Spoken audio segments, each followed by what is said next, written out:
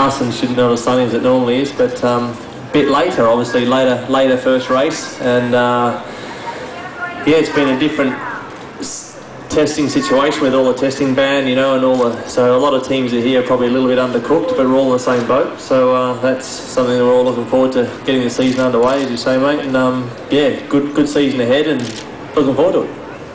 Mate, I think on behalf of everyone here, probably every Aussie, we want to know how you're feeling physically. You look pretty fit walking past there. How's the body? Yeah, pretty good. I would, you know, I've been pretty aggressive in the last few months, and I would always want to be a bit better than what I was the week before. So the people around me have been very, very good and getting me to this stage, and I'm absolutely fine in the car. It's fantastic. I'd like to be able to walk a little bit faster and walk a little bit cleaner, let's say, and not have a little bit of a limp, but that'll come with time. It's still healing a little bit, and yeah, so within the car I'm absolutely fine, so everyone has nothing to worry about there.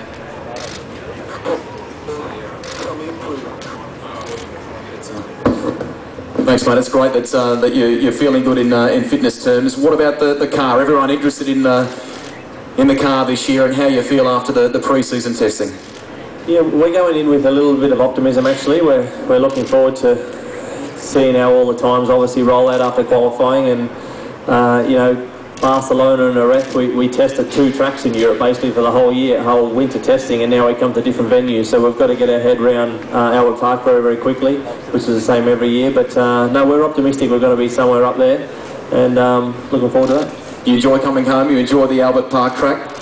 Absolutely, it's a very good venue, and the way we put the event on is something that we're very proud of as well. You know, I love seeing it, whether you're a photographer, or a journalist, or a mechanic. You know, everyone loves coming to the Australian Grand Prix for the first race, and even a few English guys I can see over there, they don't mind coming here as well. So yeah, it's a good place to come to. We've talked about this afternoon about the rules and the changes to the cars this year, the slick tyres, the aero. Just from a driver's viewpoint, what's the car like to drive? Is it, you know, is the lap time, are we going to see a lot slower or faster lap times, and how does the car feel this year?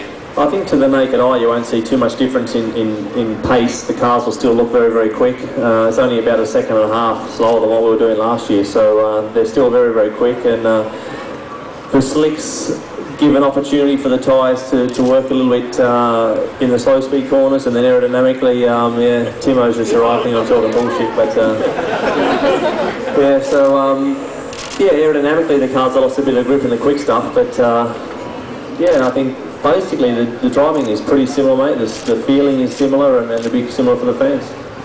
I want to know from your standpoint, it's hard for us to tell sometimes in the pre-season testing who the dark horses are, who the dominant forces will be. What's your read on things on a form guide sense coming into the opening race? Well, the Brawn car looked quite interesting. I mean, they started very late, obviously, but they look like they've produced a very, very fast car, and that's something which has concerned a lot of the teams initially, because they're doing times in Barcelona that no one could get really near.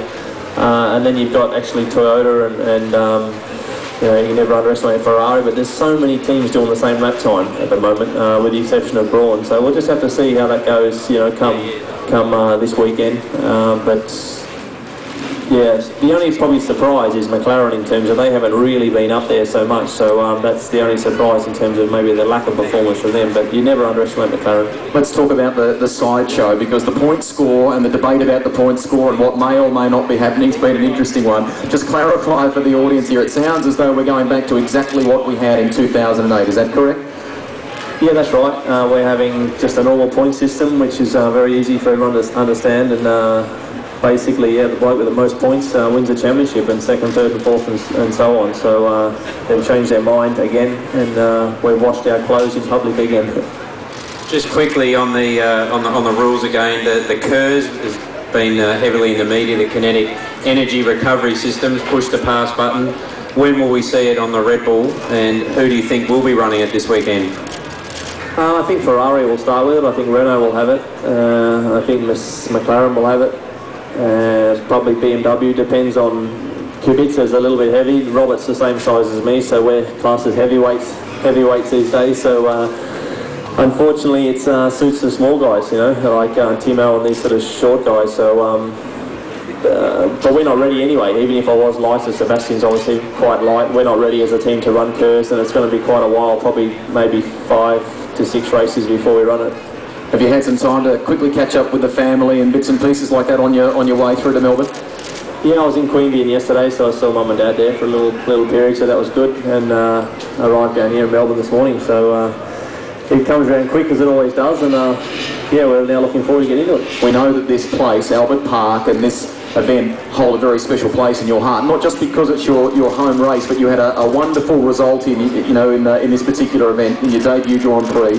Do you often think about that, and do you hope that maybe this year you might be able to better that mark? Yeah, I mean, the only thing that would make that have a better result than that, obviously, would be to finish on the podium. So that's what I'd absolutely love to do. And I've had races here in the past where I've been very, very strong and led the race a few years ago, and that would have been an easy podium, but it wasn't to be. So hopefully we can do it this year, mate. And I've been very fortunate. The fans have been fantastic for me year after year. Is it a chaos week here for you, like normal, in terms of all the things that you're doing in and around what you're required to do on track? It's pretty busy, but we've got a pretty good grip on it. I've got a few good Rottweilers looking after me in my press department, so you get through them and they deserve to get me. It's a labour of love. How about it, ladies and gentlemen? It's wonderful to have him here. Australia's Mark Webber, our great hope this weekend. Wish him all the best. We would dearly love to see him on the podium. Thanks, mate, for stopping by. And we'll catch you, no doubt, throughout the course of the